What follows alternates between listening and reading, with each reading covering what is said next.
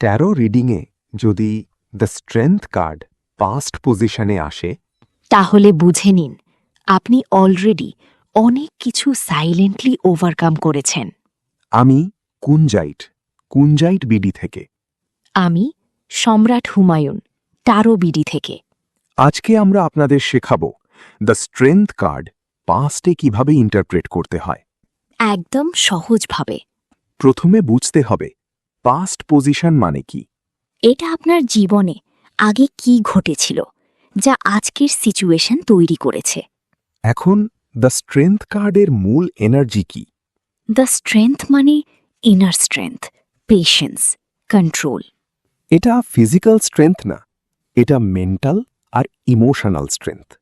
যখনই কার্ডটা পাস্টে আসে তখন এটা খুব পাওয়ারফুল একটা মেসেজ দেয়।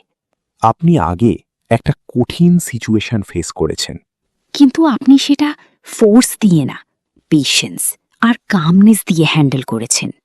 অনেক সময় এটা দেখায় আপনি নিজের ইমোশন কন্ট্রোল করতে শিখেছেন। অ্যাঙ্গার, ফিয়ার এগুলোকে ম্যানেজ করেছেন। রিলেশনশিপের ক্ষেত্রে আপনি হয়তো অনেক কিছু সহ্য করেছেন, কিন্তু ভালোবাসা দিয়ে সিচুয়েশন হ্যান্ডেল করেছেন। ক্যারিয়ার বা লাইফে আপনি প্রেশারের মধ্যে থেকেও স্ট্রং ছিলেন এবং গিভ আপ করেননি। পজিটিভ সাইডে এই কার্ডটা দেখায় কারেজ, রেজিলিয়েন্স এবং গ্রোথ। কিন্তু একটা ইম্পর্ট্যান্ট বিষয় আছে, কখনো কখনো এই কার্ড দেখায় আপনি হয়তো বেশি সহ্য করেছেন, নিজেকে সাপ্রেস করেছেন। শ্যাডো সাইডে গেলে এটা বোঝাতে পারে সেলফ ডাউট, লো কনফিডেন্স।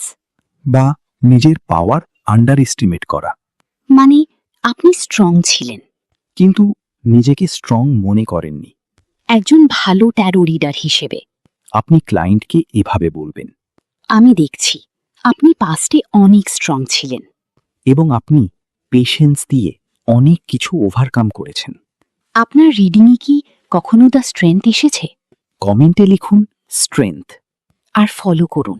এমন ইজি ট্যারো লার্নিংয়ের জন্য।